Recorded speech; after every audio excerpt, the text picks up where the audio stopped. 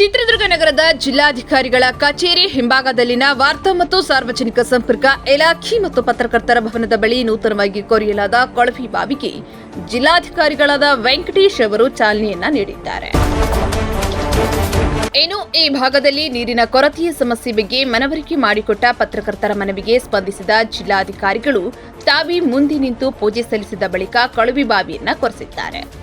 ಸುಮಾರು 350 ಅಡಿ ಆಳ ಹೋಗಿದ್ದು ಇದರಲ್ಲಿ 2 ಇಂಚು ನೀರಿನ ಜಲ ಸಿಕ್ಕಿದೆ. ಈ ಕೊಳವೆ ಬಾವಿಯಿಂದ ಪತ್ರಕರ್ತರ ಭವನದ ನೀರಿನ ಸಮಸ್ಯೆ ಪರಿಹಾರವಾದಂತೆ ಕಾಣುತ್ತಿದೆ. ಒಟ್ಟಾರೆ ಈ ಸಂದರ್ಭದಲ್ಲಿ ಜಿಲ್ಲಾ ಪಂಚಾಯತ್ ಮುಖ್ಯ ಕಾರ್ಯನಿರ್ವಹಣಾಧಿಕಾರಿ ಸೋಮಶೇಖರ್, ಅಪರ ಜಿಲ್ಲಾಧಿಕಾರಿಗಳಾದ ಕುಮಾರಸ್ವಾಮಿ, ಪೌರಾಯುಕ್ತರಾದ ಶ್ರೀಮತಿ ರೇಣುಕಾ, ವಾರ್ತಾಧಿಕಾರಿಗಳಾದ ತುಕಾರಾಂ, ಪತ್ರಕರ್ತರ ಸಂಘದ ಅಧ್ಯಕ್ಷರು, ಹಿರಿಯ ಪತ್ರಕರ್ತರು, ಮಾಧ್ಯಮ ಅಕಾಡೆಮಿ ಸದಸ್ಯರು, ರಾಷ್ಟ್ರೀಯ ಮಂಡಳಿ ಸದಸ್ಯ ಸಂಘದ ಉಪಾಧ್ಯಕ್ಷರು, ಕಾರ್ಯದರ್ಶಿಗಳು, ಜಿಲ್ಲಾ ಕಾರ್ಯಕಾರಿ ಸಮಿತಿ ಸದಸ್ಯರು, ಸಂಘದ ಪದಾಧಿಕಾರಿಗಳು ಸೇರಿದಂತೆ ವಾರ್ತಾ ಇಲಾಖೆಯ ಸಿಬ್ಬಂದಿ ವರ್ಗದವರು ಈ ವೇಳೆ ಭಾಗವಹಿಸಿದ್ದಾರೆ.